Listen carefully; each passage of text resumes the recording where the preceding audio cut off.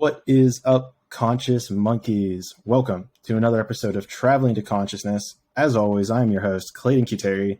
Today's guest is the co-host of the Medicin Podcast, which is in reference to nature's medicine, but of course we'll get to that.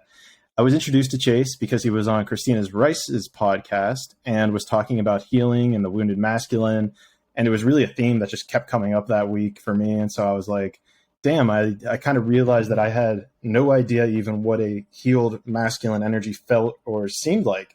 I had some guesses, but I thought better to just bring the man on the podcast and ask him himself. And I think that actually is going to tie into an interesting story that he has. And it sounds like you share this quite a bit regarding like your wife and your journey to, figuring out all your stuff there, which hopefully can help people, I assume. I'm dragging out the intro, so without further delay, Conscious Monkeys, welcome to the show, Chase Ramey. Chase, thank you for being here. Man, so grateful to be here. Excited to chat through all of this. Happy to share my story. I'm a complete open book, and it's deep conversations like this that it's my love language. It's my hobby. It's what makes me feel present and find bliss. And so I just appreciate you setting the container for that today. Dude, I love that because it's definitely my love language as well. So hopefully your wife won't mind if we make some love on this podcast right here. No way, man. And actually, technically, she's my ex-wife still to this day. Technically, still my ex-wife, but she's my multi-lifetime soul match, my puzzle piece. She's my everything. But it is funny because we're technically still divorced. Oh, interesting. Okay, yeah. Well, before we get into that definitely sets a good cliffhanger. I want to start off like the first thing you wanted to be when you grew up, because for me, and maybe somehow you could work in the wounded masculine aspect of, or just at least your view of maybe masculinity with regards to emotion kind of in your answer as well, because I think that would really set the stage for this whole thing. So the question is what was the first thing that you wanted to be whenever you grew up? The first thing that I can actually remember would be a firefighter. What's funny about that though is that was before a major change in my youth, which put me into youth athletics and youth sports. And so I have this very faint, almost like simple flashback of wanting to be a firefighter.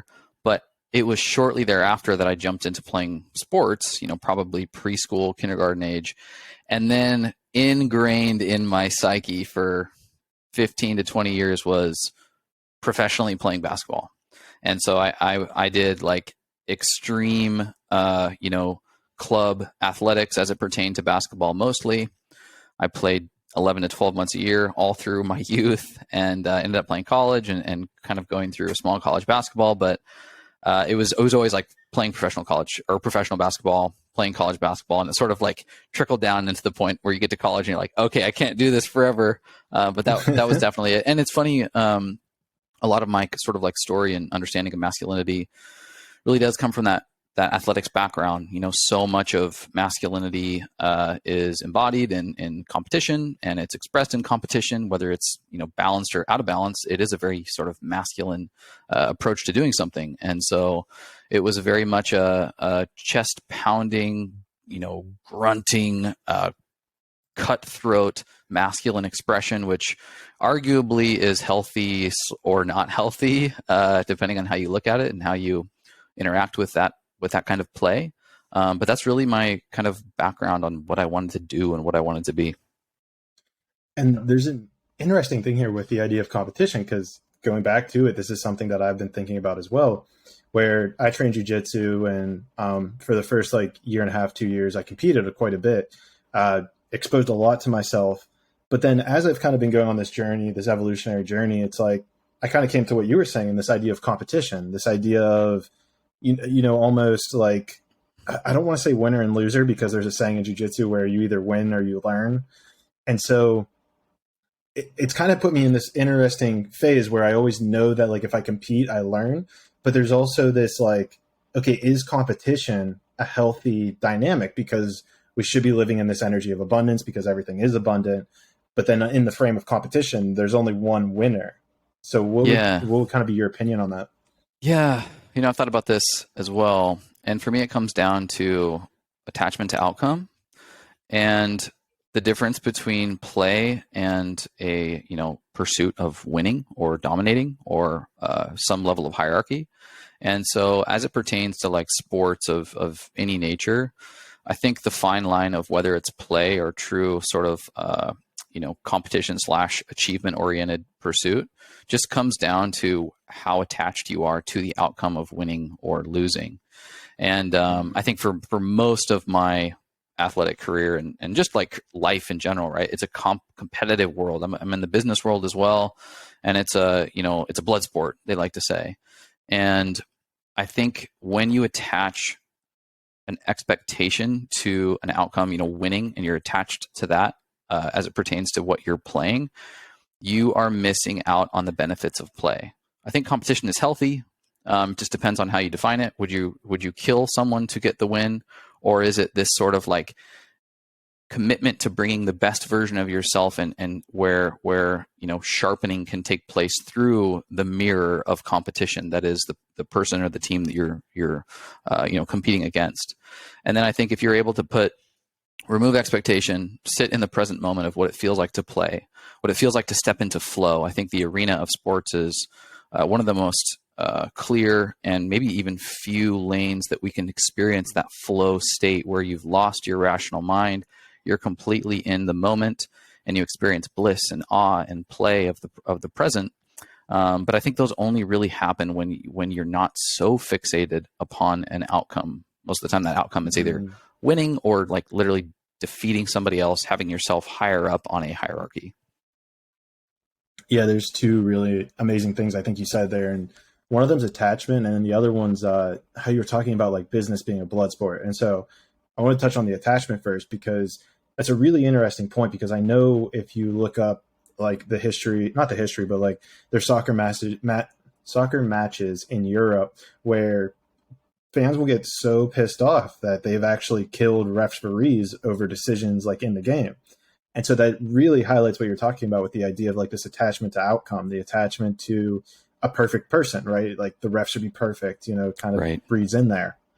And so if you're able to release the attachment of outcome, I guess that's where you can kind of see these things shine. Like I know whenever, there's a reason we enjoy watching people at the pinnacle of what they're doing, right? It's because they're the best of the best and they are almost dancing or towing that line of excellence, right? They're the masters of their craft, right? It's why we're drawn to it. It's why we're drawn to the best NFL teams. It's why we're drawn to the best NBA teams. It's why everybody wants to watch the black belt finals of jiu-jitsu and nobody really cares about an open invitational of white belt, And so that's a really interesting point that you bring up there. And then kind of moving back, I think almost to the blood sport. And this is what's interesting to me is it almost like, that sounds to me as if it comes from that wounded masculine energy of, I need to be almost using somebody else as my, let's say, measuring stick. Like, oh, this company if I'm a real estate company and I see another real estate company makes, my money plus times 2, it's like, oh, now I need to outdo them. And I think, and maybe that's where it sounds like the wounded masculine comes in, as opposed to just being like, no, I'm here. I can just do what I did last year plus a little bit more. Yeah, totally. I think kind of the next phase of this challenge when it comes to having an attachment or an obsession with an outcome would be how you identify yourself. And we've been groomed, especially masculinity has been groomed to find your self-worth through external achievements, through other people's validation, through your labels, through your, if it's the business world, it's your resume and your accolades and your salary and your assets. In the religious kind of background and where I come from was like evangelical Christianity. It was like not sinning and how many times you can go to church and the amount of charity that you're providing. Do you have a family? Do you have a wife? Do you have kids? Do you have no divorces under your belt? And so we look at this sort of like we have an attachment to an outcome because we're so obsessed with accumulating and achieving enough that we can sort of like externalize onto our life's resume and say, this is my identity.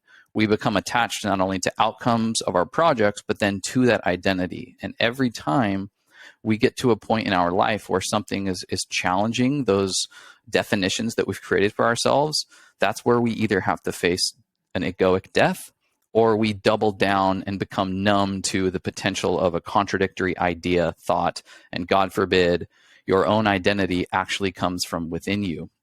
And it's not this sort of like externalized accumulation of enough achievements in life that validates your worth in existing.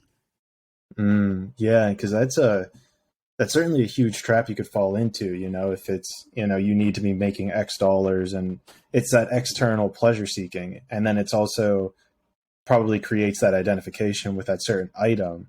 And so then is that kind of how you would define almost where the wounded masculine almost begins? Yeah. I think it's that there's probably, a lot to this, but at least like bringing it back to my life and my experience. My innate self is pretty gentle. I'm not like the most alpha masculine, chest pounding, like I'm not this huge, like, behemoth of a man. And I think that the gentle part of me, a part that can actually has a stronger feminine, is more of the magician and lover archetype of masculinity innately. I was self-conscious about expressing that as a boy, and as such stifled it, buried it, in fact. And I think what turned as a result from that was just a more out of balance expression of masculinity, anger, hostility, super competitive.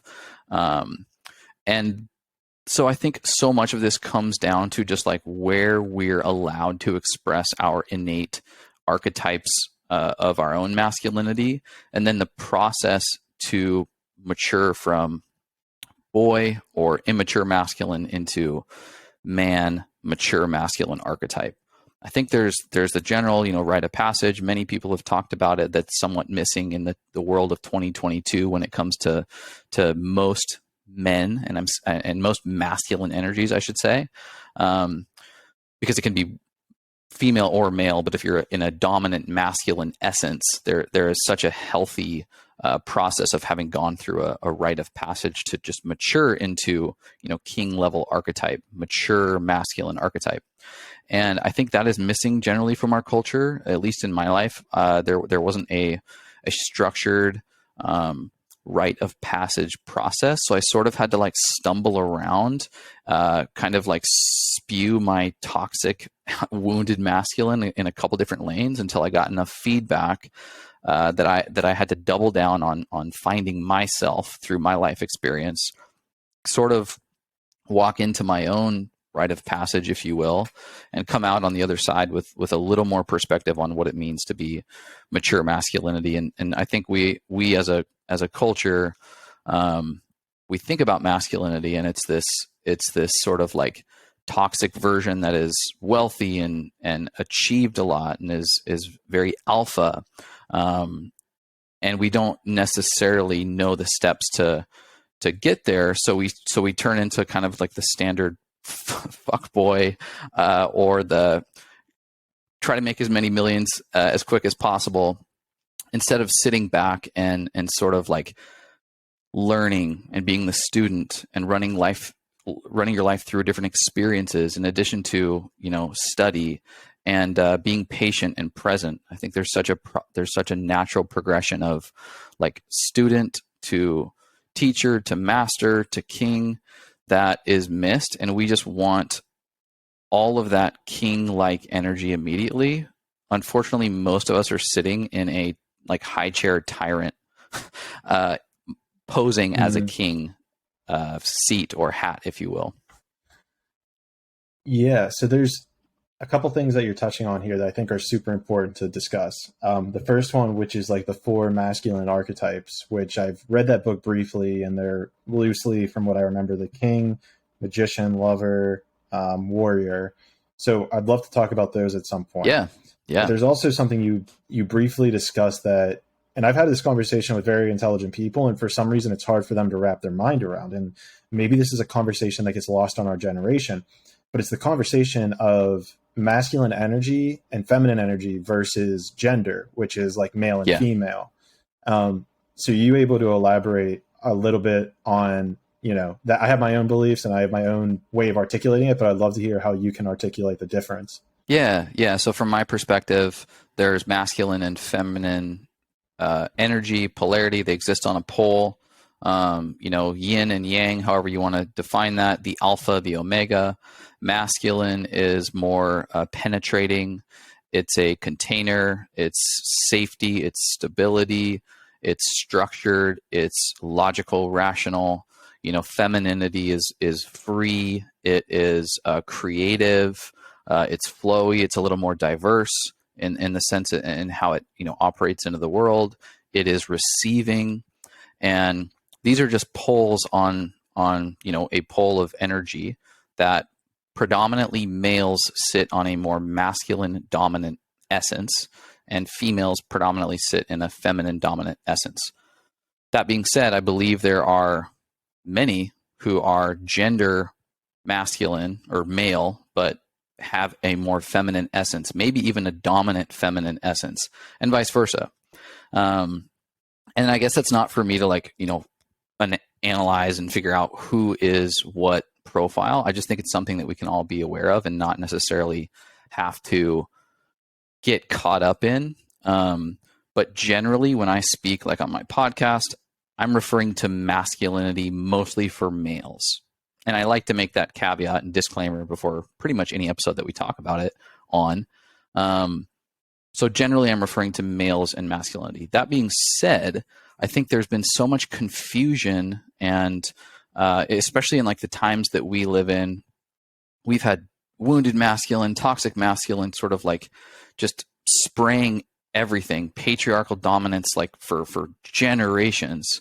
But we're also walking into this weird lane where the feminine and women have, through Me Too movement, through various women's rights initiatives, all of which I think are beautifully healthy and super supportive of this rebalancing of the masculine and the feminine in our culture and in our world.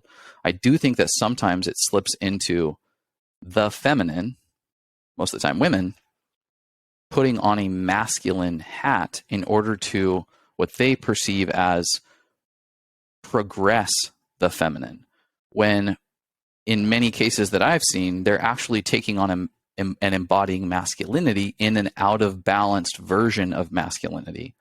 And so it's not that they shouldn't be masculine or shouldn't be comfortable in their masculine. It's that the expression, which they sort of perceive as deepening the feminine, or at least rebalancing society's masculine and feminine, is a pursuit that's run through a masculine version that is out of balance, if that makes sense. Yeah, that definitely makes sense. And what's interesting to me is kind of I'm not sure if you can hear my dog barking in the background. She's going a little crazy right now. All good. She's excited for the masculine conversation. What was really interesting in that kind of, what you laid out there is kind of how, this balance of energies that's kind of going on within our society, that restructuring of trying to kind of reclaim the femininity, but almost in a masculine way. It's almost like they're playing it. And it's kind of hard because I feel like you would need examples to be exact. Yeah. And so, I don't want to. Yeah. Examples that come off the top of my head. And again, I mean this in no harm if this offends anybody, but women, and I'm so grateful for this. They have so many more opportunities in the world that we live in today than they did in the 50s. And surely, even before that, right? We've been in thousands of years of kind of this male dominated world culture. It's everything from religion to business to politics. And more than ever, women can be CEOs. They can have a successful business career, and it's not everywhere, but there's more lanes than there probably historically ever has been for women to succeed in a masculine world. What that oftentimes means is that they've developed a really strong masculine, so much so that it becomes a shell for their own femininity. And they walk back into, let's just say, the home environment where they have a husband and where they have kids. And now they've got two masculines sitting in the home environment, basically running a business instead of a family. And forget sexual polarity, forget that beautiful dance between the natural masculine and the natural feminine, because there is such a shell on the deep truth of the feminine heart because of her layers that she's put on to be successful in this masculine dominated world, this male dominated world. And the same is true for men. I think husbands, men who are in a relationship, maybe even have families, it's a hard time to navigate. Typically, men have been able to get away with, you know what, all I need to do is provide. I don't have to sort of emotionally develop because, women are, we're talking like 30s, 40s, 50s, right? Let's just say women are not out in the workplace. They can't be independent because of the limitations of culture. Well, now they're sitting and men are like, damn, I need to sort of step up because she can provide for herself. She can support herself. And so those contributions into a relationship, let's say, aren't as valuable. I need to sharpen myself emotionally. And so and where that gets challenging is like, now you have a masculine in your wife who's been successful in a masculine world. And now you're sitting in your masculine space and she's needing more. How do you out alpha her or out masculine her such that she can find her feminine and sit in this nice balance? And I think a lot of times what happens is the wife or the partner who's female will come into the dynamic with more of a masculine than the actual man, and the man might resort to sitting in his feminine just to create polarity. And so he sort of like sits back, and again, this isn't a balanced feminine. It's probably an out of balanced feminine. I do think that you can have a really, really successful relationship dynamic with a female who is masculine dominant and a male who is feminine dominant, and you can thus achieve polarity. I think that's beautiful and totally possible. The challenge is I don't know if people have the awareness of that energetic balance, nor have the tools to be able to navigate between the two. And you can switch, you can rotate.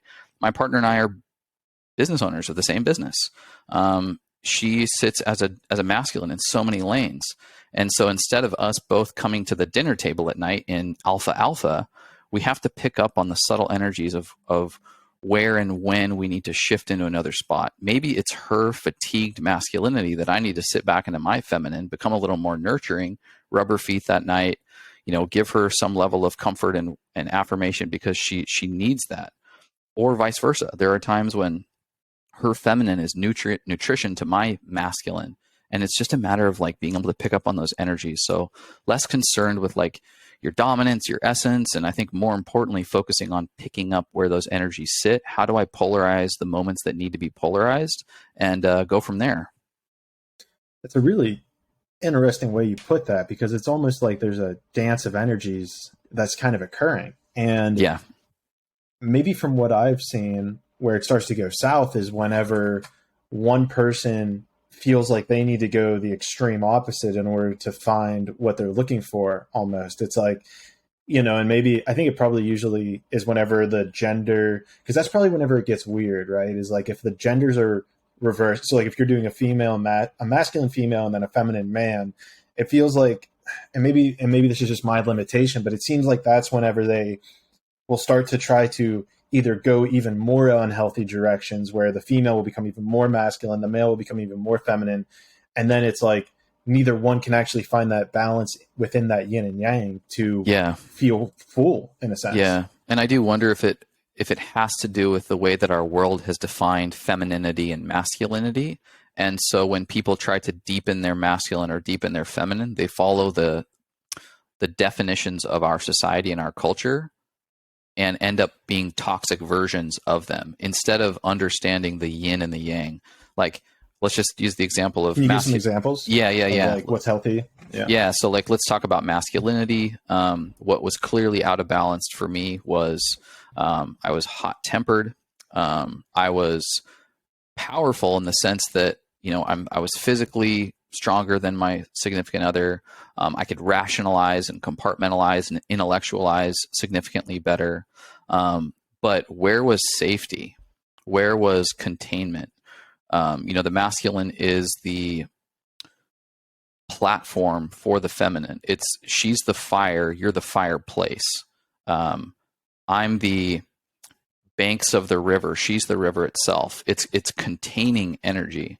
I think that masculinity in the way that our world defines it is more like a blacksmith, where we're literally pounding, we're penetrating, sharp, deep, aggressive, and that looks like the uber dominant kind of patriarchal history that mankind has been through. I would argue that masculinity is more balanced through the analogy, instead of a blacksmith, of actually like a potter, like an artist who is creating pots out of clay. They're penetrating the clay, but only in a way that contains the feminine, that contains the art. And it's a penetrating guidance such that femininity can blossom and be free with that container. If there's no comfortable, safe container, the fire can go wild. It can be extremely dangerous and frightening. I think that's scared men forever. They'd rather have no fire than be able to contain it. So that's what we've done. Going back to the water example, the feminine's like water. It's like the ocean. It's like a river. We've put it in a freaking kiddie pool in the yard and made sure that it has no current, because that's safer than trying to contain the ocean. But masculinity in its fullest is about containing the ocean. It is about, you can't control the feminine. Just like water, you can't reach in and grab water. It'll slip through your fingers. All we can do is direct, support, nurture it such that it can be channeled for something beautiful, channeled for something powerful. So it's this like penetrating container, but not penetrating and like flattening and ironing. I mean, think about, blacksmith makes weapons of war. A potter makes art. It works. It's useful too. Yeah. Like the potter's actually, and it's. I think I heard you say that analogy with the blacksmith and the potter on Christina's, and I didn't listen to the entire episode, but after I heard that, I know I like started. I journal a lot, and I remember writing like, "I am a potter. I am a potter." For sure. I really like that, and so where my mind's kind of going with this is that I feel like it's easy to physically see if you're in a relationship with someone. If you have another person, you can kind of feel it, or you can kind of see it. The next level to it, though, is to be able to find that balance of energies, I think, within yourself. Yeah. Like, how do you almost find that balance of being a potter without having any water? Like, let's speak for a masculine male. How would you find that mixture? Totally. Let's use an example. I think that men and masculinity at large is, and I'm just from here on out, if I say men, I'm speaking about masculinity. And maybe I'll ask you this question. Have you ever felt like, say it's a new project, say it's a family dynamic, a friend dynamic, or a work dynamic, and you've been either tasked with, or you are feeling compelled to fix something, and that your masculinity is required to save something? Have you felt that at all in any lane? Work lane, family, friends? I mean, I guess with my podcast, like a new idea will come to me and I have to physically to implement it. I don't know if that comes from a masculine place, or if that, because creation feels like a feminine thing, right? Yeah. But where you kind of, I guess, I'm not sure where you're going with the analogy. Yeah. So like, I think oftentimes we want to, let's say you've read a new book, or you've been through a course, and it's about masculinity maybe, and you're so on fire for implementing these practices. You're like, fucking tomorrow, I'm going to just freaking hit the ground running. I'm going to hit, all these steps, the 10 steps on balancing my masculinity. I'm going to hit all of them tomorrow. I'm going to do this for the next week, every single day. That is an example of taking something that it's this information, this creative flow that's coming into you as you consume this content is feminine. It's a feminine interaction. And as you step into applying those, we have this tendency to, I got to do this ASAP. I got to get it done now. I got to implement these processes. I'm going to put it on my calendar. It's like uber productivity, hyper efficiency. Here's the 10 steps to be successful. Here's the, all of the sales and marketing steps. Get this efficient, get it done now. That is where the out of balanced masculine jumps in and tries to fix everything, either for somebody else. You see it in a relationship. Your partner is going through something challenging. She's expressing herself emotionally. You're like, holy shit, how can I help? I need to fix this. Let's work on this together. We'll come up with a solution. Here's all my ideas for a solution. That's the blacksmith. The balanced masculine is contained. or it's containing, it's present, it is grounded. And so as you're absorbing this information, our tendency through our grooming of masculinity, you're so fired up about this personal development book, you've just been through this course, you've just listened to this podcast, you're going to hit the ground running tomorrow. That is blowing your load immediately. That is pre-ejaculation, as a metaphor for masculinity is contained and grounded, and it's timely, and it's okay. I am confident that I'll be able to embody this. It will happen when it needs to happen. I'm going to have every intention of fulfilling what I'm setting out to do. I'm going to be very conscious about it, but I'm removing my attachment to an outcome. I'm removing my obsession with the externalization of all of these to-dos such that I can, follow the protocols that I've just learned, and I will sit in containment of this feminine, of this idea, of this creation. Is that making sense? It makes absolute sense. And I have the perfect example that I actually just happened to me today, where I had this TikTok video I put out that went just absolutely bonkers. Like I can't even look at my phone anymore because it's just so insane. If I refresh on the followers, 5 more people, it's just now followed. I'm like, it's stupid. And so what happened is because of that video going off, I realized that I needed to make a what would you call it? A digital course, or I'm going to make a digital course that's kind of like this preamble to that, because I'm like, okay, if this is the information people want, I'm getting distracted though. The point is I need to make a landing page that then had emails kind of go out so that people knew that they were in line for this verification and whatnot. Now, all this came to me basically last night. I started implementing it this morning, and I was pounding away at it, but it was inspired action almost. It wasn't like I was forcing to do it. It just felt like flow. Well, I came to this point where I tested the what would you call it? I tested the pipeline. So I signed in a dummy email, and I got the email to come through, but then the subject line was off. It was completely wrong and everything, and I couldn't find it. And I started getting worked up. I'm like, where is it? The subject line should be easy to fix. Where is it? And I felt this I don't want to call it anger, but at least almost trying to be the blacksmith essentially, where I was I have to find it. I have to do it. And then this voice creeped into me. It's just let go, just come back to it. I went outside. I sat in the sun for 30 minutes, maybe 45 minutes, came back to my laptop, and somehow I magically found the location to fix the title on the email, which I was like, how did I not find this earlier? It's so wild. And that's something that has happened multiple times with creating, different things for the podcast. Yeah, dude, that's a perfect example. And that trickles into every lane. It trickles into our relationships. And when we jump into action and blow our load immediately, we stifle the feminine. We stifle the creative flow. Or we don't act upon our masculine desire to achieve, which is very natural. And we let the feminine's wildness and complexity completely burn us up. It's the fire that we're not able to contain, so we let it run wild because we're either afraid of how to be still and contain it. So we sit back and we just let it run wild. And that can happen with a creative idea too. We let it without properly directing that idea, that creative flow, it will just run wild. You'll lose the idea. You'll lose the inspiration. It'll be gone to something else or somewhere else, or it'll never just be fruitful. And so where we're able to penetrate and then sit grounded with patience and presence to let something manifest into a tree that has fruit is where we see the proper placement of masculinity. And, it happens in relationship. It happens in the creative kind of work occupation space.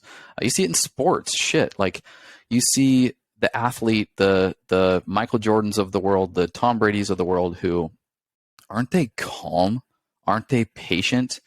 They're so chill under pressure compared to the athlete or the team who's got that almost insatiable urgency, and they're letting it slip through their fingers, but they look like they're trying hard. And it's like, why is this not working? They're trying so hard, but they're losing the connection to flow by intellectualizing and rationalizing something. That's so wild. And to me, and this is so interesting because I went for a jog right before our interview, and I was like, I was trying to think about this because it was like the idea of finding a masculine role model, right? Because I was like, because I'm like, okay, I'm about to have an interview with Chase, like, I was about to, like, one of the questions I was going to ask you was going to be like, what's a masculine role model? And I started thinking to myself about it, and I kind of started thinking essentially in the line of what you're bringing up. And the ideas that kind of came to me were kind of like this, like, Mission Impossible Tom Cruise or James Bond or Jason Statham and like his movies, where they hold that calm presence, and they just like, and Mission Impossible is the best because it's like this absolutely insane mission that they have to go on where they have to like detonate like 4 nuclear bombs in like 3 minutes of each other, right, like after the sequence goes off or something. And, I love it because there's a point, at least in the most recent one I watched, where Tom Cruise is just like, we'll figure it out. You just got to do the next thing. You know what I mean? It's like, just do the next thing, and then you'll see how it'll unfold into the next, whatever it is. You know what I mean? And I guess what it comes back to, and I'll let you get your piece in here about this, is just that being able to be okay with not knowing what the next step is, just knowing what this step is. You don't need to know 2 steps, just the first one. Yeah, dude, spot on. I was just having a conversation actually with an OBGYN, and he's a holistic practitioner, and he's really taken this new approach to pregnancy and the birth process. And we were just kind of talking back and forth. And I like to speak in analogies because I'm a like recovering dumb jock who, skipped and completely scammed my way through school, and now have to like use analogy and examples to figure out my way through life. Jesus used analogies this entire time, so I mean, you're on the right path. Totally. And he was talking about how this guy's heavily decorated, very educated, and he left the mainstream medical model and is now just likes to refer to himself as a helper, as a guide through this process. He's done away with giving people the script on pregnancy. Here's the steps A through Z on how you'll get through the forest that is pregnancy to the other side. And rather, he just wants to meet people in the forest. And I was using this example. I was like, okay, so you are meeting people in the forest. You've brought in your intellect. You've brought in your rational mind. Those are masculine. Here's the structure that I've learned. I've studied this. This is my intellectual, rational knowledge and logic that I have right here in my tool belt, ready to apply. But we're in the forest. You can get through the forest in a multitude of ways. I've been through it before. I've been taught that this is how you get through it. But I'm going to be here with you to lean into your intuition, the feminine, and let's navigate our way through the forest. That is masculinity. I'm here. I have the tool of logic. I have the tool of rationale, but it's only in complement with the intuition, with the flirtatiousness of instinct that the feminine maintains, that you can navigate your way through life. And you don't have to do that only with a partner. You can do that with yourself. You can, as masculine as anybody, as any human, you can bring in your logic to your own thought processes, to your own meditative practice, to your own contemplative practice, and say, this is what I've studied. This is what I've heard. This is how I would structure it. Now let me lean into my intuition. Let me lean into that inner voice, that gentle, flowier version of myself that is my feminine, to come up with where my trajectory, where my orientation really is suggesting I go. And so what does that process kind of look like, right? Because I'm trying to think, like in my life, ages 0 probably doesn't count. Let's say like 12 to 26-ish. I was just like pure masculine, went the hard as fuck on the masculine subforums that were beyond toxic, beyond belief. But I saw there was like some truth in them, but I couldn't understand what it was. Just toxic as shit, let's say. Around 25, 26 was when I started to balance it out.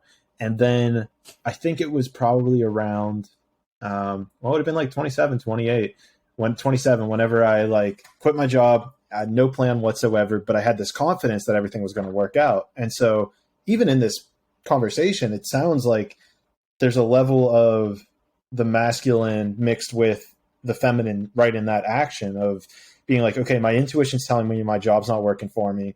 And my masculine saying basically do whatever's calling to you and you'll be safe. Is that because then in my mind, I've been seeing it that like, oh, well, since that moment, I've been mostly in my feminine with like creating and, kind of taking a more creative route essentially. But even in this conversation, I'm finding that maybe I am more balanced than I actually thought. So I'm curious as to, and maybe this is where we come back to your story. I'm curious how you kind of view it from like a 50,000 foot view. And maybe that's the wrong way to view it, of how you find this balance within that masculine and feminine. Cause it's almost, I know I'm kind of rambling here, but it's almost kind of like a pendulum. Yeah. And I want to do my best to avoid, pulling it all the way into the masculine and letting it go and then it flying all the way into the feminine, because I feel like in an ideal world, it's sitting, right in that middle zone, ideally most of the time. Yeah. I would say one, you're already over rationalizing the whole process. You're uber masculinizing, like, okay, here's how it fits here. I need to get, if I'm 40% feminine, I need to be 53% masculine. That's already masculine. And it totally makes sense, because like when I work with my mentor, Paul Chek, I'm constantly, he's speaking about the soul and how to get in touch, through art and everything. And I'm like, okay, but when I do this art, am I going to want to paint stroke left to right? What's the best angle? And he's like, you're missing the point. You're missing the point already. This is not about your art, and so I'm giving you that feedback only because I know it well. I know it very well. I'm like, okay, how do I structure my own creative practice, steps 1 through 10? And then it's like, oh shit, I'm missing the point already. Coming back to my experience, it's understanding that it's literally one of like, hermetic principles is there's this polarizing masculine and feminine in anything and everything we do. And so it's getting really familiar with those nudges of masculinity or femininity in myself through every lane. And for me, I had to tackle my fitness and wellness lane of life with this approach before I could do anything else. So a little bit about my story. I married my childhood sweetheart, and we were married in our early 20s for 3 years. We'd been together 10 plus years. When we ultimately divorced at 26 years old. We split up, completely went our separate ways. There was a host of issues that led up to that after having just the most beautiful childhood romance you can imagine. And I had been in a really, really former athlete, just heavy exercise. I mean, HIIT workouts, hyper intensity, food manipulation, hitting my macros and then fasting and cutting, and just this freaking roller coaster ride of health. And it was all stress energy. It's masculine energy. It's push energy. And so my health dynamic was the perfect learning space for me as it pertains to the yin and the yang. I looked at it and was like, holy shit, I'm never resting. I'm never receiving. I'm never sitting in the feminine. I'm just pushing and stressing and uber masculinizing everything. And so after hitting adrenal exhaustion or adrenal fatigue in my late 20s and really learning the balance of receiving and restoration, and then sort of identifying that through Paul Chek, who's been just my greatest teacher, I'm also looking at it, how does that live in other lanes of my life? Well, shit, my business is the same way. I was the work all hours of the night, get every promotion, get every bonus, push, pull, push to my own detriment. And same with the way that my marriage ultimately shook out. It was I'm going to make good money for us. I'm going to, structure our dreams and our vision. And here's when we're going to buy a house. And here's when we're going to have kids and family and everything. And it was just uber masculine. Some of that, a taste of that is incredible. It's perfect for a relationship dynamic, but that all the time, I completely lost sense of my own feminine. And so for me, it had to start with my physical body, my mindset around exercise and nutrition, and just getting really familiar with what a feminine practice in a lane of life looks like. once you have that data, especially if you're masculine, you love that feedback loop.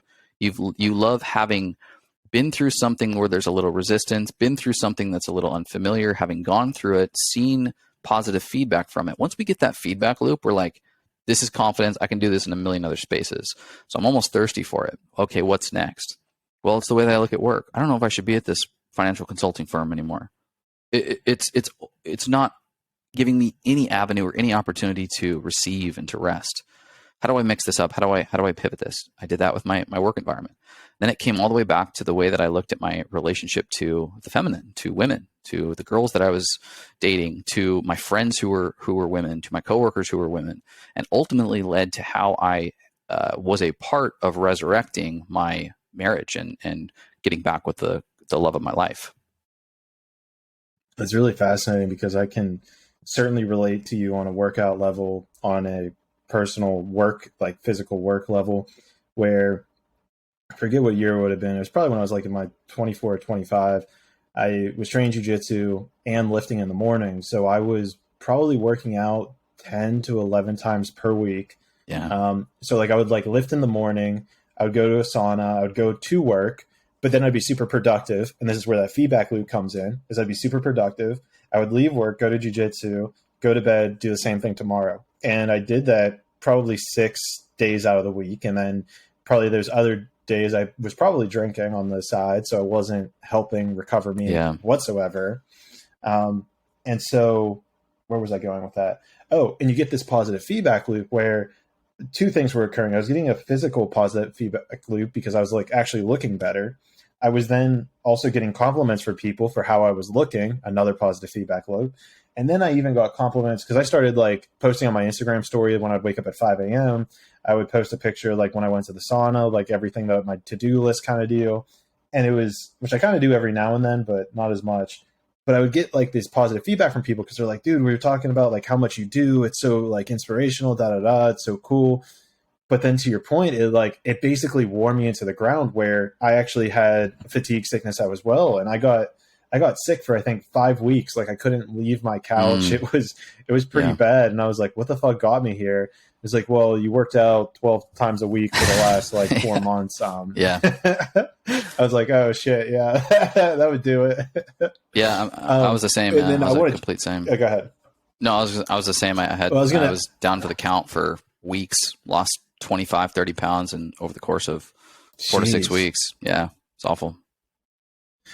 Well, so let's bring the feminine or the females back into this. What would you have said like your perception was with regards to women like during this time as well? Yeah. So I would have always said that I had a deep respect and complete, view of equality when it comes to like the male and female dynamic. Totally. But you don't know what you don't know, and you don't know your unconscious programming, and grew up in a world where it is male dominated. And so, and the evangelical world, even though I was never a practicing Christian, it's so grooming to the child psyche. And there's these roles of where women fit into the world, and where they fit into relationship that are just so deeply ingrained that they can start to manifest in your own relationships, whether you're a practicing Christian, whether you're a traditional suburban American or not. They're just so ingrained in the psyche, and until you have consciousness applied to it, you just won't pick up on it. So my partner and I, after having just a completely blissful childhood romance, it was play. It was absolute play. I mean, we're kids of the 90s, like suburban middle class America up in the Northwest, hitting the lakes in the summer, skiing on mountains in the winter, just having a blast. And we had it easy. I mean, we're like Disney Channel kids at the time, late 90s, early 2000s. There's just like not a ton of stress in the world, and right. we just jumped into marriage really young. And those little programs of what husband does, what wife does, those buttons don't get pressed until you step in. We're like remote controls with these little buttons all over us. And my husband button was never pressed until I became one. And so all of a sudden I'm just like stepping into what a husband should act like. And when that husband button is pressed, it's been programmed by, traditional suburban America husband, the kind of cold asshole, that you see on sitcoms and television, and or I was just watching Flintstones the other day, and the yeah, Flintstones dad always pissed, making yeah, fists at his kids and shit. yeah, I'm like, yo, this is where this comes yeah, from. right. Or it's Yeah. like it's that very success driven, career driven. You have to make X amount of money, and then that's enough, kind of as the contributor to a marriage. And so my views on the feminine, although I would have said like total equality, we're completely equal. I have no attachment to you being a housewife, or no attachment to you being subservient to me in any way. I did feel the resistance of when the feminine's freedom was expressed in our relationship, and that could have been even as something as simple as like, hey, I don't know if I want to do this anymore. Maybe it's a lifestyle choice, or maybe she doesn't want to live where we were living, or even something as simple as like, hey, I want to start spending the money that I'm earning on clothes and purses and things that bring me joy. And that made no sense to me.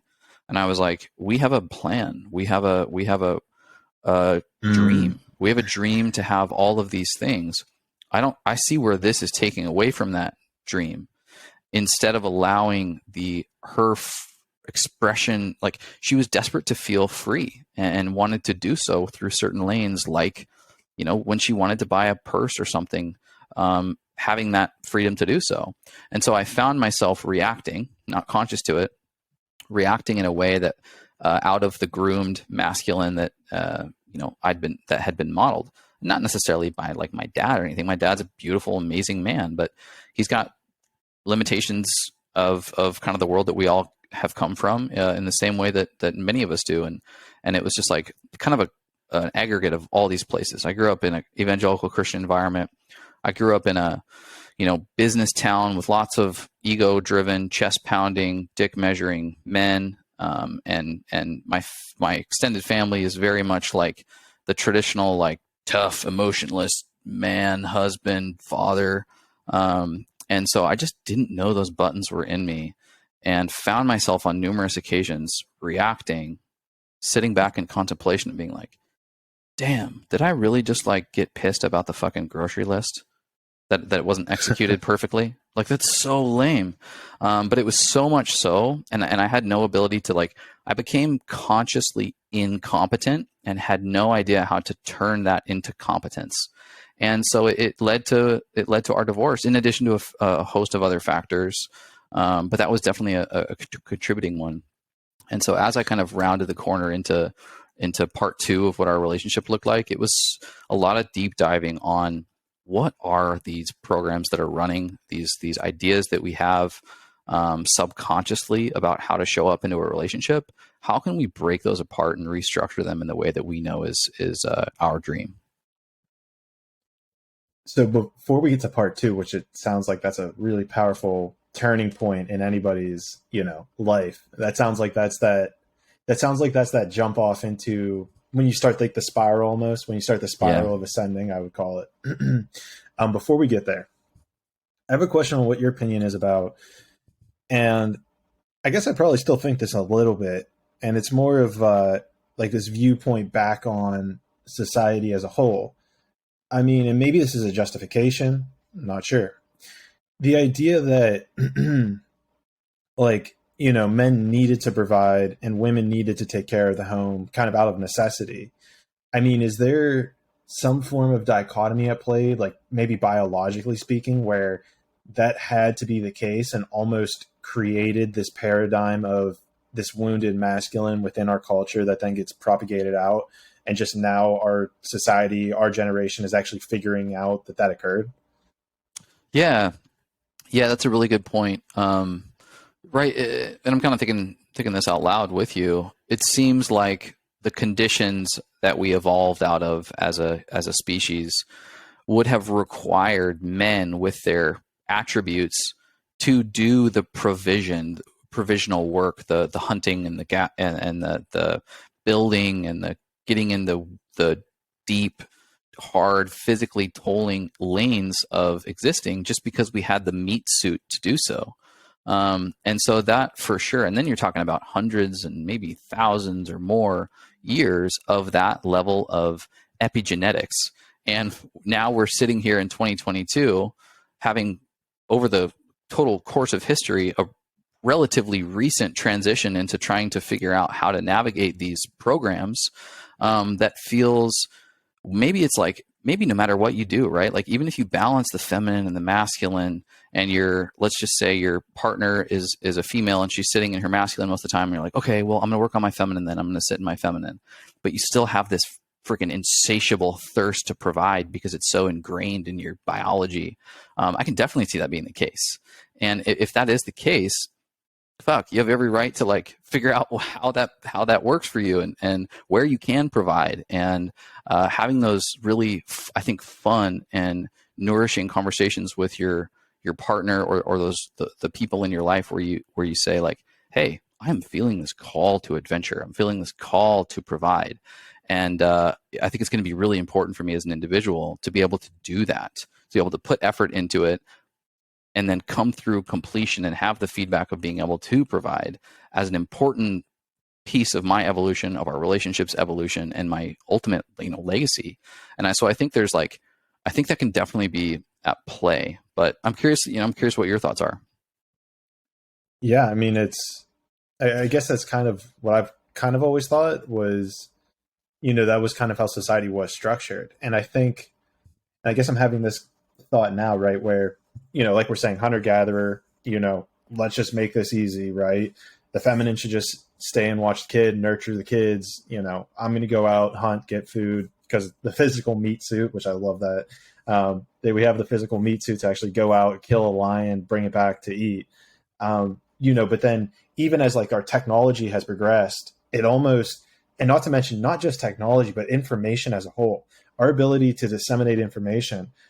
And then on top of that is another layer of just like our collective consciousness. And there's a book that I've read called A Happy Pocket Full of Money, which talks about wealth consciousness specifically, which is, the idea to propagate wealth is to make more people aware of what it means to be conscious wealth, or being conscious of how to generate wealth.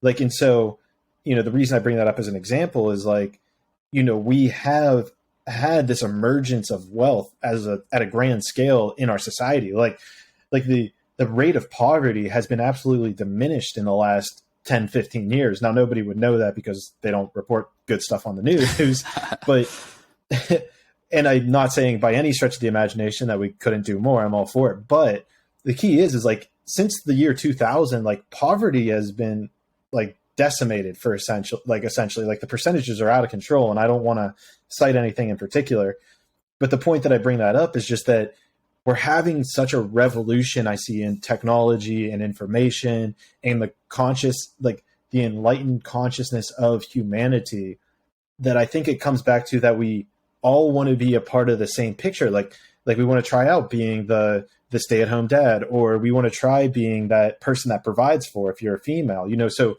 we almost want to be able to explore all dynamics of what it means to be human, regardless of our gender. And we want to be able to feel all those energies kind of at play. Yeah. Mostly because we've now been aware and the information has been provided to us that we can do it. Sure. And it just takes our conscious awareness to actually step into that state of being, to choose that you want that. Yeah. Yeah, definitely. Sometimes we mention to couples or talk to couples they're just simply asking, how do we work on our masculine and feminine polarizing communication and practice? And, we talk about doing the little things such that when you step into the big things, it becomes more natural. And like even something as simple, just practices in relationship, like even something as simple as, depending on who is interested in sitting in the feminine or the masculine hat, like choosing, okay, I'm going to take on the masculine role for this event. You're going to take on the feminine role, and we'll see how this goes. So an example would be like, we love to talk about adventure days when you have a significant other. You don't need to wait for a vacation. Choose a neighborhood in your community. Choose a new part of town. Choose a hiking location, a lake location, a water location, and choose this sort of like adventure day where it's unpredictable. You go park, or you locate yourself there and you spend hours just adventuring, seeing what happens. Maybe you find a coffee shop, lunch spot, hiking trail, sitting by the beach, whatever. And in that dynamic, establishing who is sort of going to be leading through the masculine structure of what it could look like. Like, hey, I think we should probably, go here. Or I have the day roughly planned where we'll spend this time navigating here, and then having the feminine sit in more of that intuitive practice, more of the receiving of that guidance, but also having the freedom to speak up where she's feeling or he is feeling an intuitive nudge, and just like using these micro examples to just practice those spaces. And going just kind of like off of what you had said, maybe that's also a good practice of just like getting familiar on where you would like to innately or naturally sit. Like, man, I'm really feeling like I want to try out this more. I'm a man and I want to feel this feminine practice more so in my life. Maybe you practice it in small lanes like this. Maybe you take turns with your significant other or with other spaces in your life that allow you to be feminine, and just like try it on for size. It's an interesting way to kind of point it out, because my mind, and I don't know, maybe it's just, I'm kind of trying to avoid to bring it up, but for some reason I feel like, well, I don't know. I guess I'm being called to bring it up, so maybe I should just bring it up. Is where my mind's kind of going. Yeah, as a disclaimer, I feel uncomfortable bringing this up for some reason, but I'm going to push through it because I know that's where growth is. Yeah, but it seems like this is where, like the relationship in the bedroom would come into play, where it's like, it's like I feel like that would be where, and maybe that's what you're saying, and maybe why I feel uncomfortable about bringing it up is because that would be the most extreme place that you could almost try this thing, like where you are at your most vulnerable. And so maybe that's like, it starts off at a hike, but then I'm honestly getting anxiety. It's so funny. I'm actually kind of getting anxiety right now thinking about taking on a feminine role in the bedroom with a significant other.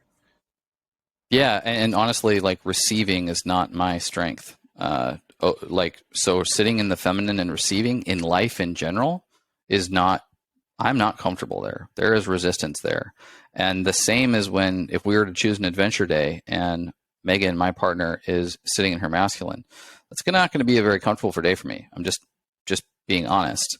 I can navigate into that space. I can sit in my feminine in certain lanes, especially when I know it's essential, when I need to nurture.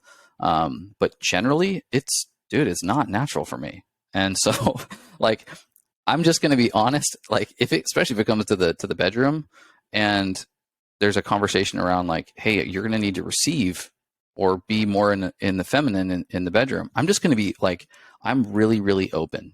I'll try anything. I'll try anything once, but I'm going to be honest with you. I'm feeling some resistance as it pertains to me receiving and being in the feminine when we're literally having sex.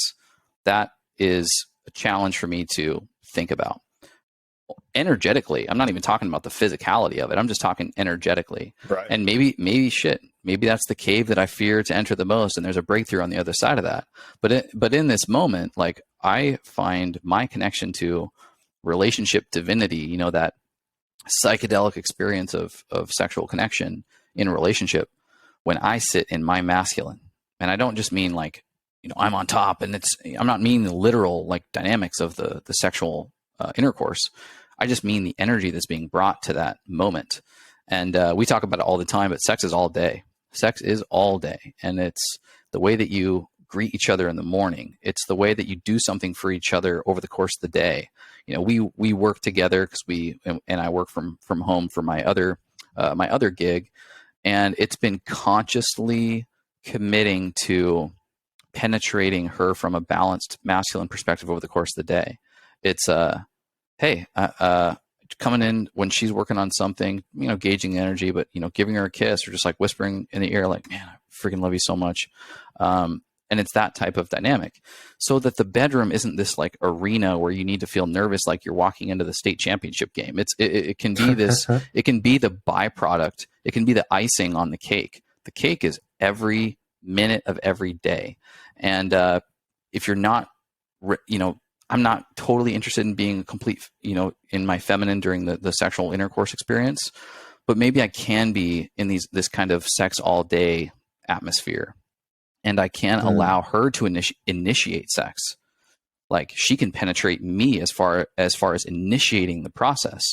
But I do feel more natural when I can then step into my masculinity, especially in the bedroom. Gotcha. Yeah, it's really interesting, because it seems like, oh, wow, I lost my train of thought there. ...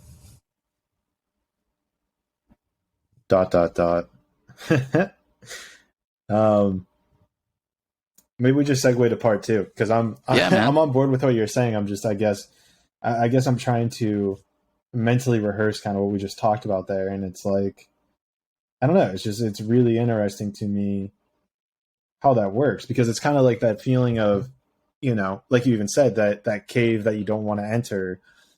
And so it's, I don't know. I guess I'm not really sure where to go with that conversation. Yeah. I guess it's a new one for me, so I'm just receiving. Yeah, totally, dude. No, I appreciate you bringing it up. I haven't like had that conversation either, and how that, where my comfort level is with sitting in that space, especially as it pertains to a sexual practice or dynamic. I do know that like I'm just open and pretty much willing to try anything and everything, with the caveat of I'm going to give you feedback when there's resistance for me, or where I do try a safe word.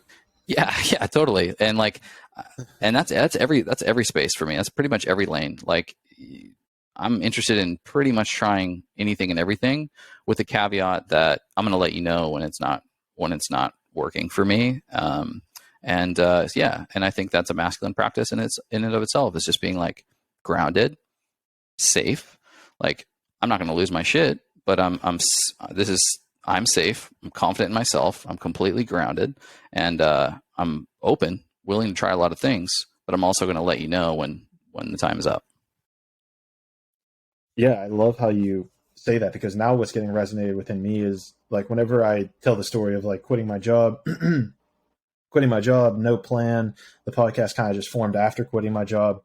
Whenever I tell that, I always tell people, like, don't think that you need to quit your job. Like, that could be absolutely terrifying for people. No backup plan, just quit my job. Like, are you insane? Like, the answer to that question is like, yeah, maybe. But but the whole point of it is that, like, you got to kind of push your fear, but you got to push your comfort zone, but still not fall into the energy of fear or being afraid, because that's what's going to kind of snap you out of your own container. And then you're going to find yourself almost probably, I don't know if it's fair to say, in a more wounded masculine place than that. Like, you might be more afraid to challenge your masculine energy. Sure. That's a new idea. But the core point being just like, you want to do stuff that makes you uncomfortable, but you don't want to be like afraid. You got to like balance that almost. Yeah, definitely. I think getting comfortable being uncomfortable is a critical piece to just evolving masculinity and evolving as a human in general. But there is also like, I need to be pretty balanced before I step into this lane of discomfort or something a little bit unknown. And so like nurturing that place of balance, because that's when your vulnerabilities will get exposed and taken advantage of. In the uncomfort is when you are out of balance, attempting to evolve before you've sort of fixed or at least improved where you're at now. It's like, that's why I fix the roof when the sun is shining, so that when moments of challenge present themselves, you're equipped and balanced enough to step into that discomfort, to step into a little bit of the unknown, versus having, holes in your roof by the when those moments surface. Right. It's well put. Let's I'm getting a ping that we should jump into part two of your whenever the upward, let's call it the upward spiral of spiritual enlightenment began. So totally. Take it away. So we're, like I mentioned, we're childhood sweethearts. We get married really young. Evangelical Christian background. I've never really subscribed to it, but I went to Christian school, kindergarten through high school, and went to a Presbyterian college. It ends up being a piece of why we split up. We get to the point where our relationship is just clunky. I'm a financial consultant. I'm traveling every Monday, every Friday. I'm on an airplane. I'm home for 2 days a week. We're living in Seattle, Washington.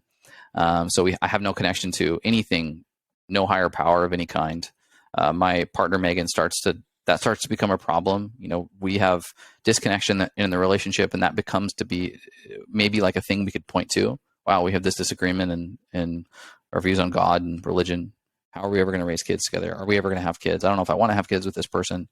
And so a host of other things come into play.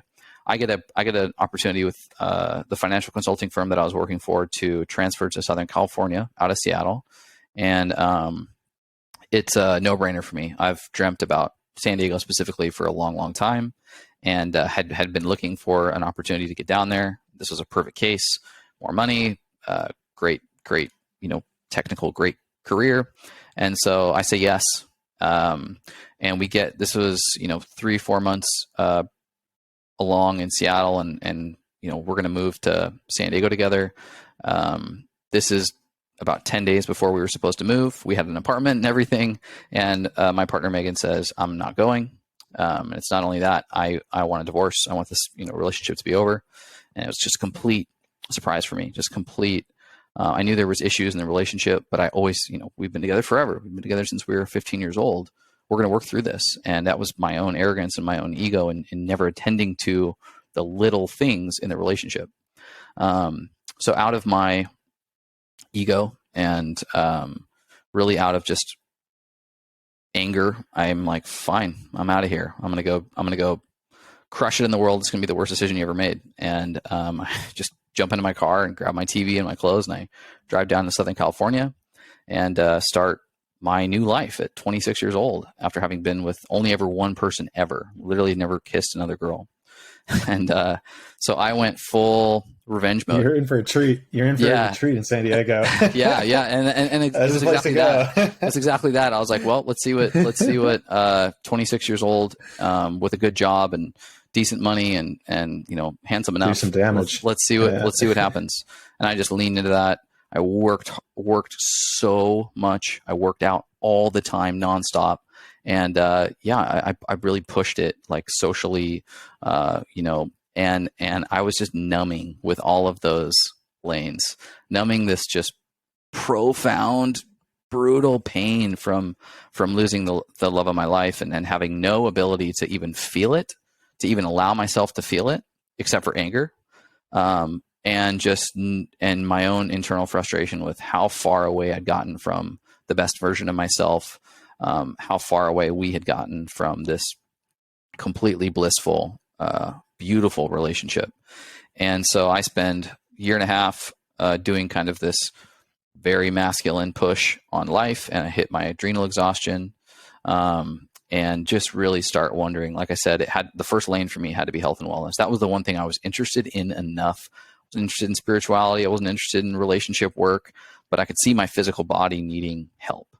And so I jumped into the world of I'd always been like a Joe Rogan listener and a big fan of podcasts. And I'm like, well, I'm going to learn through podcasts. That seems to be the way I do things. And so, Ben Greenfield, Sean Stevenson, Mind Pump Media. This is like 2016 timeframe. I get really into like podcast culture, fitness culture, learn all about what I'd probably done to myself through crazy intermittent fasting and working out way too much and too much pre-workout and all those bullshit supplements, and started working with a holistic practitioner. Anyway, it just came to me that I needed to leave the financial firm that I was working for. And I had, through this sort of like community of holistic wellness, met some really beautiful people in San Diego that had just started a little startup company selling a green juice powder called Organifi.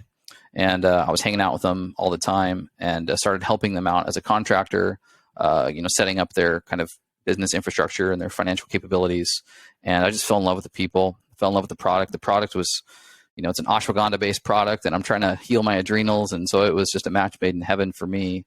And I left financial consulting and took a 50% pay cut and started at a crazy startup called Organifi, which just gave me the tools to change my freaking life. It was I went there for the free product and the fun people, and ended up with just a full blown personal and spiritual development through just some very beautiful people in that network. Other people that we had known, book clubs, and just a profound meditative contemplative practice that really started to allow me to evaluate these things that I'd been compartmentalizing all the way back to when I was a boy and compartmentalizing my own lover masculine archetype.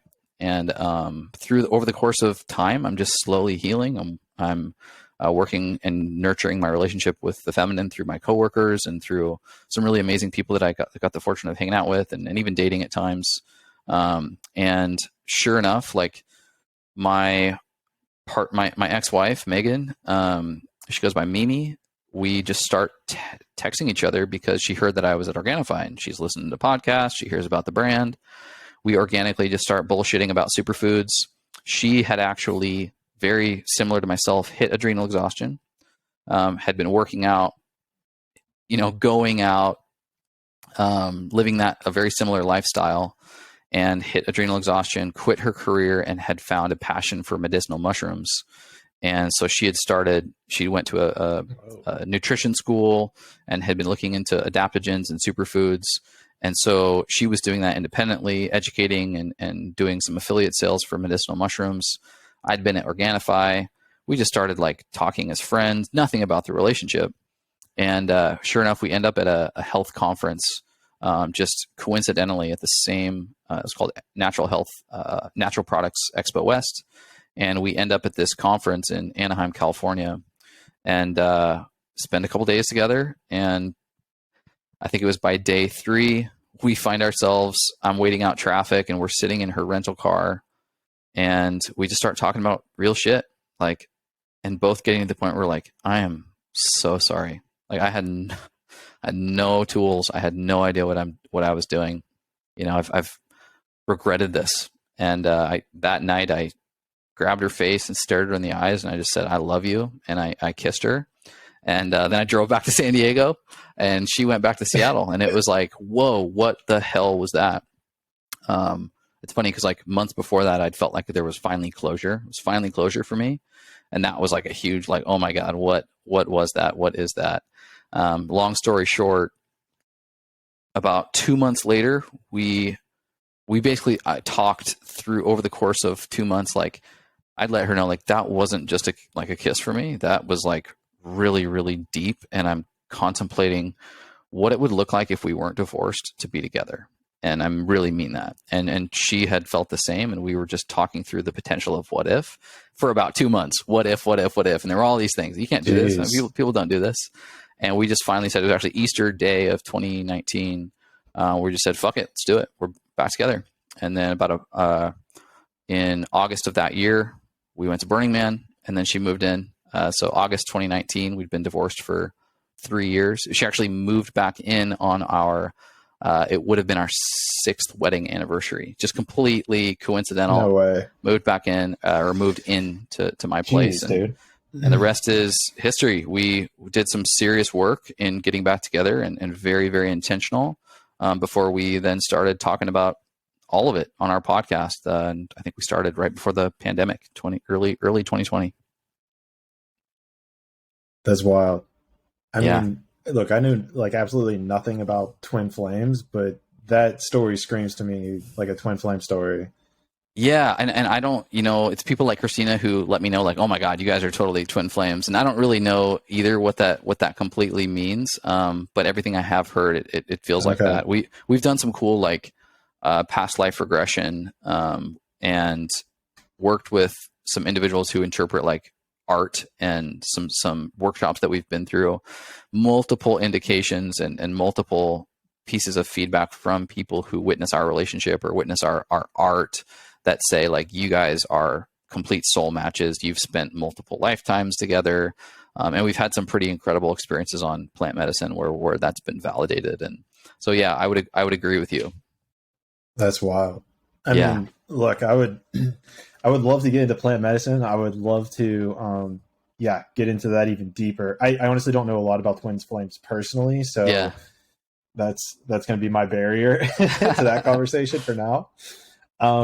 But furthermore, I know you got to get out of here soon. Before you do that, can we at least wrap it up on the archetypes? And I've like glanced over that book, the 4 archetypes. I've glanced over it. So if you can give like a high level understanding and then we'll get you out of here. Oh man, it's such a staple for men, and it's not the Bible by any means. It's not like exclusive. This is the masculine archetype of every single man in the world, or every single masculine. And in fact, there's unlimited archetypes. There's masculine and feminine, and the complete tarot deck's worth of archetypes within all of our psyches. I'm convinced of it. But this is a really nice, concise way to talk about some. And archetypes exist kind of like in tiers. There's these sort of like sub archetypes of a larger archetype, right? Like you can have the feminine archetype, but a sub archetype of that would be the mother, and then there's different versions of the mother, and so on and so forth.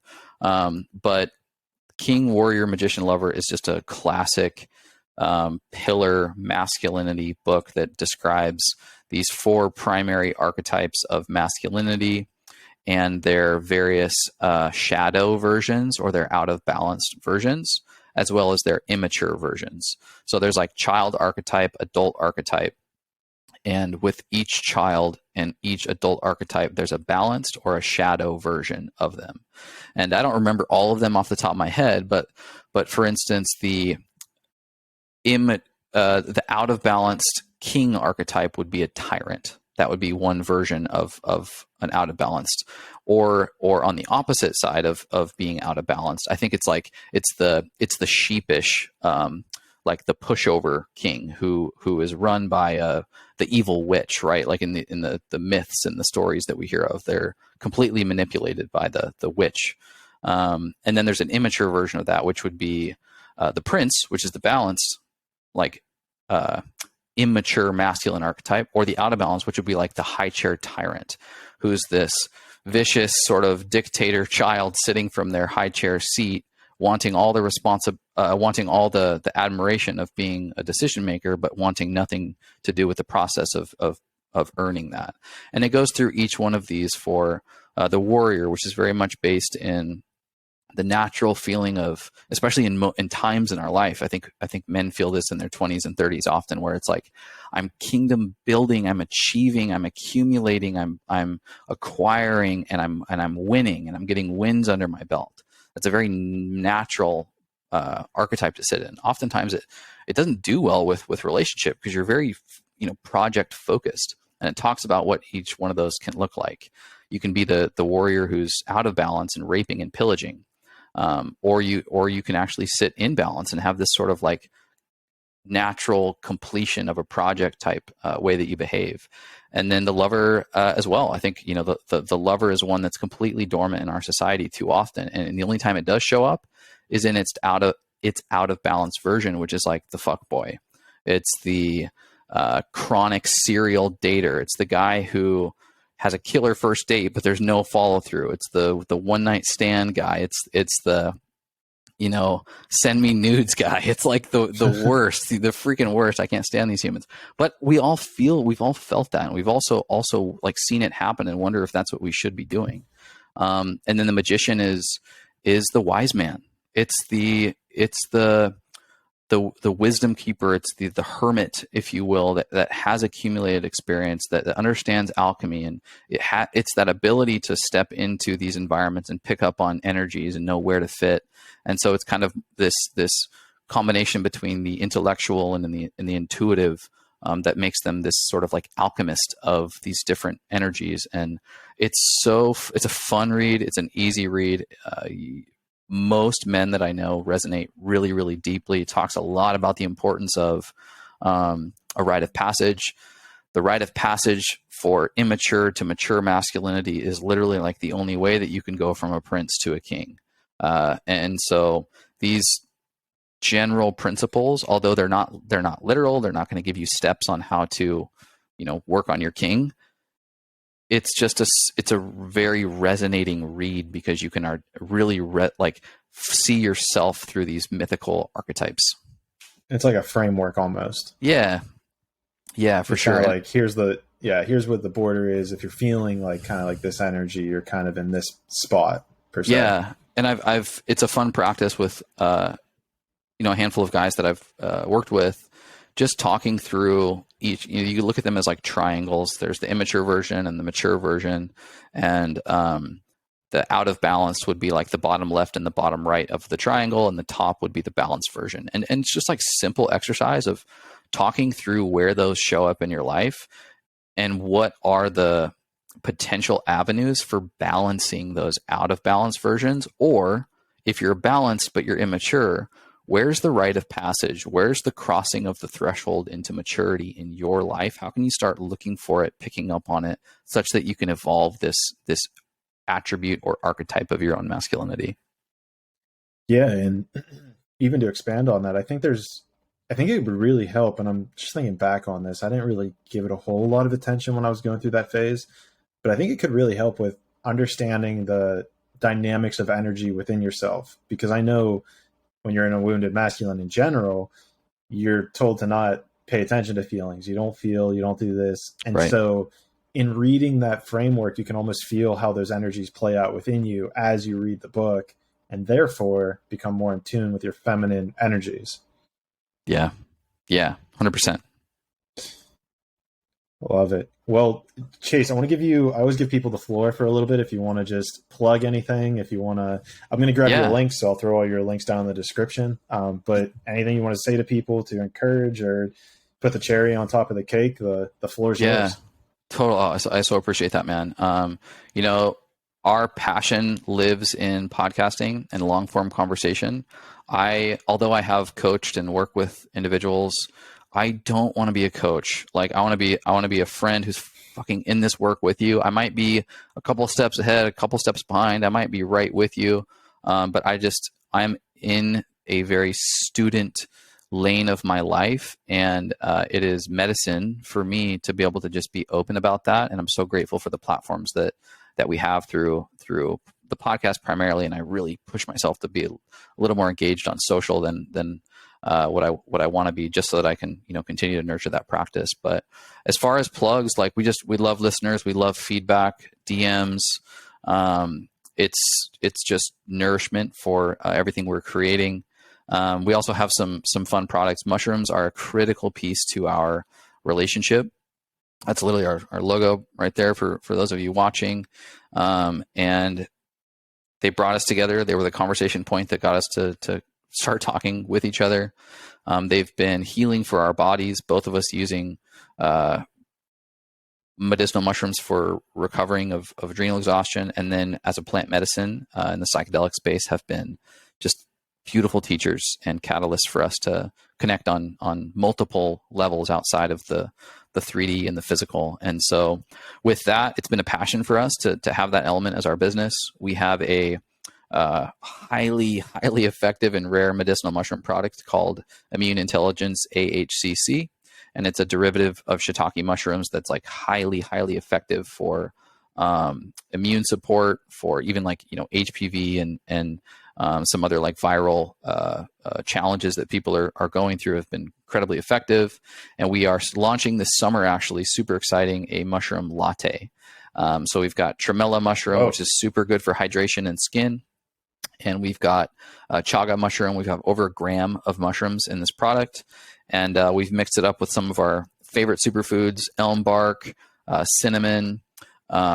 We've got coconut milk powder, and it's super delicious. A little bit of maple sugar, so organic maple sugar. No stevia, no monk fruit, no other sweeteners.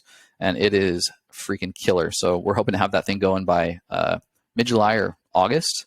And so, yeah, trying to add just something we're so passionate about to this podcast business, and through the form of a physical offering of medicinal mushrooms.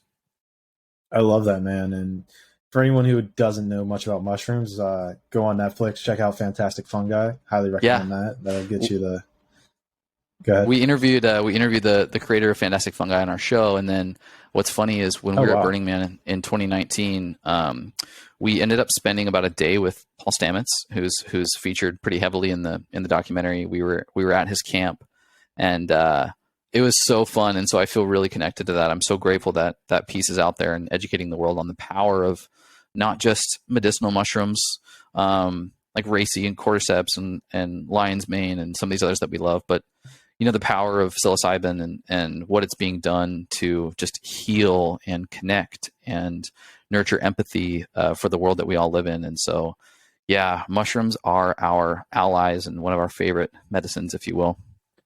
And I mean, a medicine for not only your spirit, and but it's been a medicine for the earth in a sense Yeah, with yeah, what Paul did with like the oil spills, and yeah, it's incredible. I mean, dude, Chase, you're gonna have to be back on because we'll have to have a whole mushroom conversation yeah, now. yeah. once we Happy get our to. once we get our masculinity healed, we'll dive into the world of psychedelics.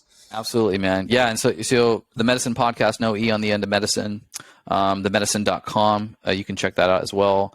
My partner, Mimi, is very active on social, and she's putting out just amazing content and information all the time. She is Mimi_the medicine. And then I'm on Instagram as well.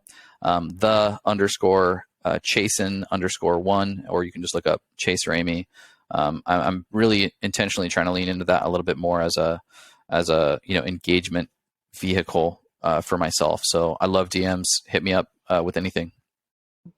Dude, TikTok, like I can dissect. I'll help you out. I'll give you some tips of what's helped me, but like, yeah, I don't think there's a better machine to cool. make it happen. Yeah. Cool. Yeah, because I'm like, it's been absolutely insane. Yeah, I'm like a little resistant to it just because it's like, oh, I spend enough time on devices all day, but I know it's used correctly, a powerful teaching, educating, connection tool. And so it's like we have all these amazing technologies that I think we demonize too much, and maybe rightfully so. But they're also just like incredible vehicles for spreading goodness and light and connecting to it comes back to the balance. Yeah. It comes back to the balance of it. Are you like wasting your time on it, just scrolling through it? Then yeah, you're right. It is a terrible thing. But if you're using it to connect and produce, like for instance, man, I'm telling you, this video, I had like 3,000 followers on TikTok.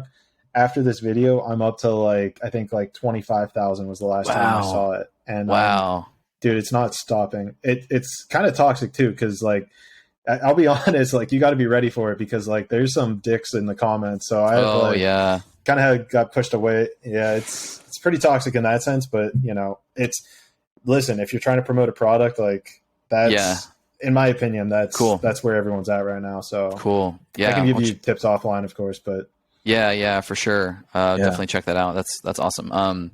Yeah. And then I'm also the, I'm in leadership at Organifi still. So I'm still hanging on at Organifi. So if you've ever tried the product, and I'm not sure if you've ever had it, they're so killer and they're super fun. I'll make sure to hook you up. I'll send you some. But anybody listening, or if you want, I can get you a code for show notes and things of that nature. But Organifi is just killer superfood adaptogen blends that taste delicious. We're literally one of the original like green juice powders that were out there. And then is Organifi different than the mushroom thing? Yes. Those are two different things. Okay. Yeah. So Megan, Mimi, my podcast host, my ex-wife, who's now my just my soulmate. We own the Medicin and have the two mushroom products, one of the latte and then the shiitake mushroom derivative, and then Organifi, which I've been with for 5 years, pretty close to since the start. We've got a ton of different like superfood adaptogen blends for drink consumption, like green juice. We've got protein powders. We have like an energy drink, red juice, and they're just top of the line, super quality products. I love it, man. I'm down to try it out. Especially the mushroom stuff, man. I'm all about trying new mushrooms. yeah, for sure. Well, guys, this was Chase. We got to get it. I'm out of here. He's got other mushrooms to work on and whatnot. So check out all of his links below down in the show notes. Chase, this was awesome, man. I think we definitely made some progress with the terms in like wounded masculine. I know I've learned, so hopefully someone else has learned as well. Bro, I'm really grateful for this platform and just the conversation. Like we're not having enough of these where we're just kind of working through things together, and I'm grateful for that. I never want to just come in like with an outline and agenda and executing on 5 bullet points and feel like it's a TEDx talk. You know what I mean? And sounds very masculine. Yeah, totally. And so I'm just grateful for the freedom and the opportunity to be able to kind of like work through some of these topics together. And I think that's what so much of us need is we need long form. We need to figure things out through a little bit of a push and a little bit of a pull and a little bit of a massage. We're a transactional world who wants the answers like this. We want to put in inputs and get an output that's, based on the expectation that we have. And I think what's important is leaning into the nuance and a little bit of the gray area and a little bit of the unknown and just being able to feel our way through it. It's that penetrating masculine, but containing, if you will. Well, right. And I mean, not to go back to TikTok, but like that's the one issue I see with it is that I love talking about such complex ideas. And then I try to shove them into a 60-second or a 3-minute thing. And it's like people will nitpick like the smallest thing. And it's like, all right, well, like can't go down this rabbit hole in 3 minutes, but making it work. And if so, like I tell myself this all the time because the emphasis to have like quick bits, get your information out there and give them something in short term. If that means it's going to bring in people who want short-term results or short-term answers into the community that we're building, maybe that's not actually what I want to recruit.